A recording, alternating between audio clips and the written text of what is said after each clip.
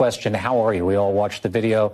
We saw you taken to the floor by those agents. How are you doing? Yeah, look, I'm okay. I've been on the phone off and on with kids, right? Because my kids, travels fast in this day and age with technology to make sure they're okay. But I think most importantly is the outrage that I hope people feel.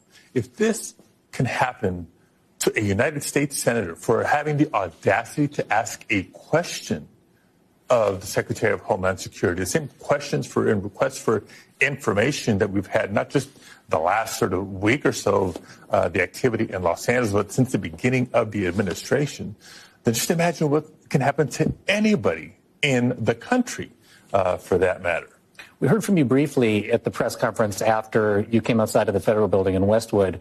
We've heard more extensively from Secretary Noem and the Department of Homeland Security, and I want to just tell you a little bit, because I'm sure this has been a whirlwind, about what they've been saying.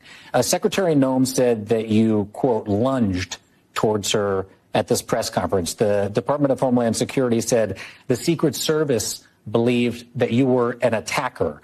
And the Department of Homeland Security called this political theater. What's your response, and what's your version of what happened? Well, first of all, that's ridiculous. It's a lie, but par for the course for this administration, right? So here's the stage. Look, I was in the federal building here in Los Angeles for a scheduled briefing. Just as when my colleagues and I had to go all the way to Guantanamo Bay to begin to get information about that facility being used as a detention facility, they've been non-responsive to requests for information. And so I had scheduled, they approved, a briefing with representatives of the Northern Command in that federal building. We were there prior to the 10:30 original appointment date when we caught wind that Secretary of Homeland Security is going to be down the hall at a press conference.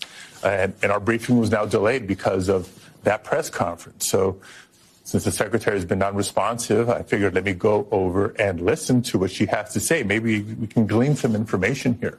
So let me make sure I understand that. The whole time, right? We're the whole time being escorted in this federal building by somebody from the National Guard, somebody from the FBI.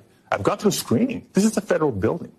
And so tell them, let's go listen to the press conference. They escort me over to that room. And I'm sitting in the back of the room behind the cameras, behind the reporters, listening. And at one point, it was just too much to take. Not the first, but the second attack on the political leadership of California and this notion that Donald Trump and Kristi Noem had to come in and rescue the people of Los Angeles from Gavin Newsom and Karen Bass. It was too much. And so I spoke up. I introduced myself. And said I had a question. Look, they said I wasn't wearing my pin. My polo says United States Senate. There was no threat. There was no lunging. I raised my voice to ask a question, and it took maybe half a second before multiple agents were on me.